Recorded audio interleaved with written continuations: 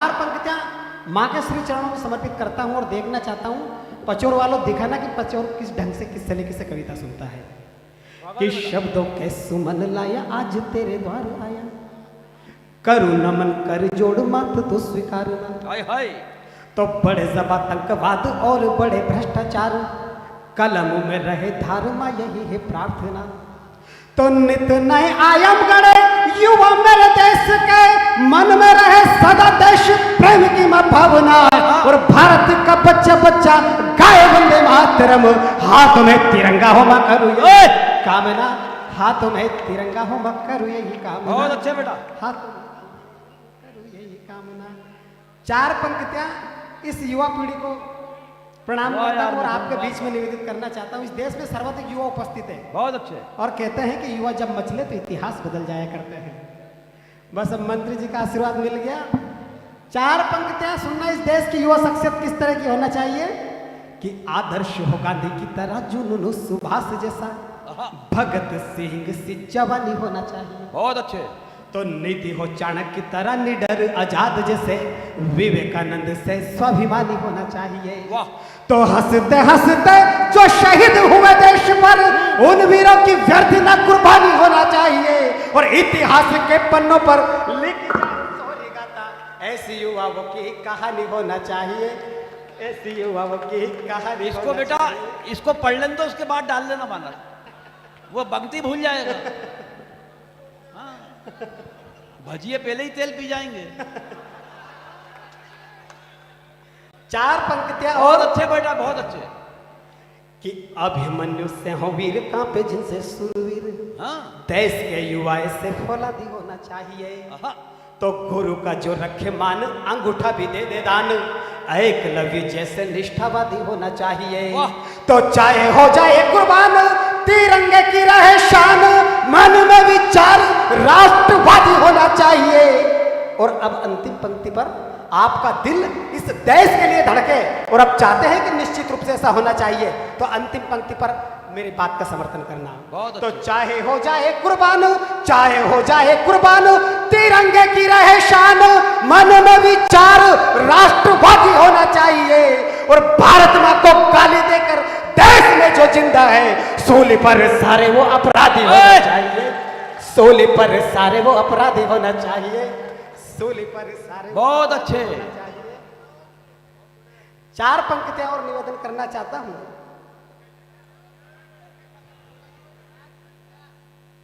स्वागत बेटा। कि सत्य सनातन संस्कृति का मान हमी से है। सत्य सनातन संस्कृति का मान हमी से है, ऐतिहासिक गौरव गाथा की पहचान हमी से है। तो याद करो उस पुरुष को, अरे स्वयं खुद को पहचानो। महापुरुषों के वंशज हम, इस बात को अब जानो। तो संयम से हम जीने वाले शांति दूत कहलाते हैं, पर घर में घुसकर गद्दारों के शीश काट ले आते हैं। पर घर में घुसकर गद्दारों के देश में हमारा एक जवान पहुंच गया था। मैं नाम लेने की आवश्यकता नहीं, आप सब पहचानते हैं उसको।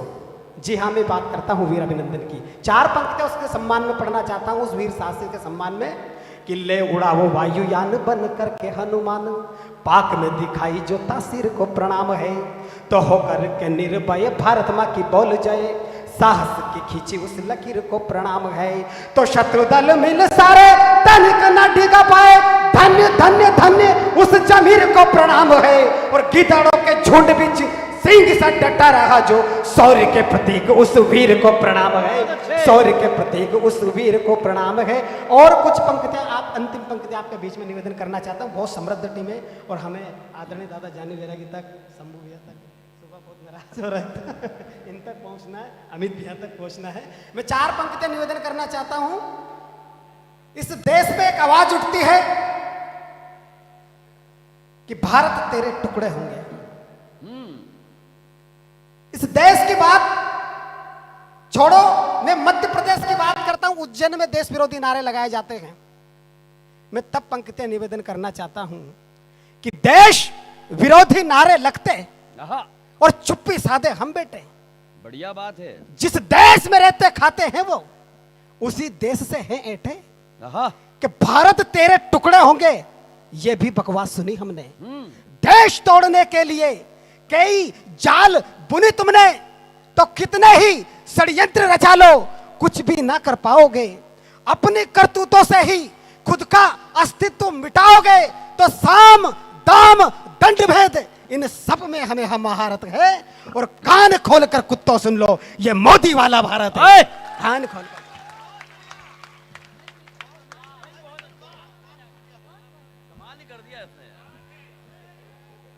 यार, छोटा बहुत है तू, मगर इसको तालियों से बड़ा कर दो यार आज।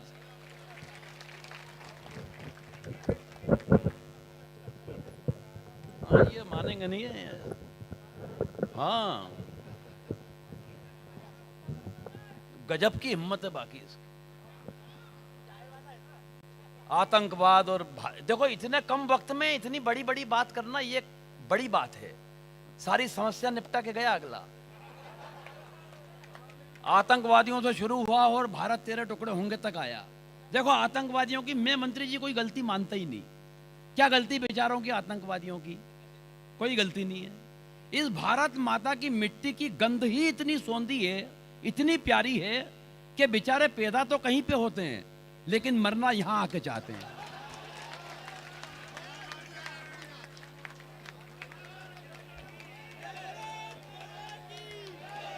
दिक्कत यह है और कोई बात नहीं है सर, यह दिक्कत है। भारत तेरे टुकड़े होंगे की आवाज आती है।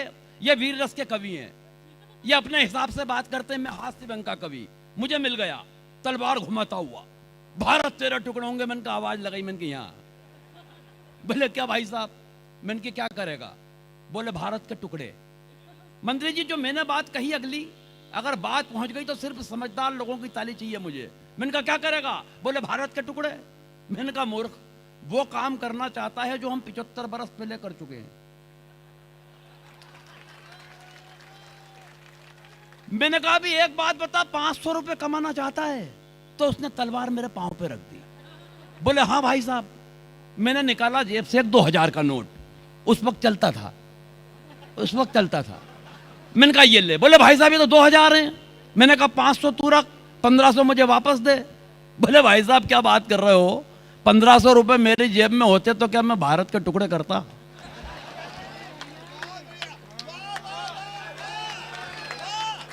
अरे मैंने कहा एक काम कर, बाजार जा, छुट्टे करा के ला, 500 तू रख, 1500 मुझे लाके दे। 1 घंटे बाद पसीने में तरबतर लथपथ होकर वापस आया। बोले भाई साहब कोई नहीं तोड़ रहा। मैंने कहा मूर्ख, अब एक बात समझ ले, जिस नरेंद्र मोदी के बनाए हुए एक कागज के टुकड़े के टुकड़े नहीं करा पाया, उसके हिंदुस्तान के टुकड़े तू वहां से करा दे।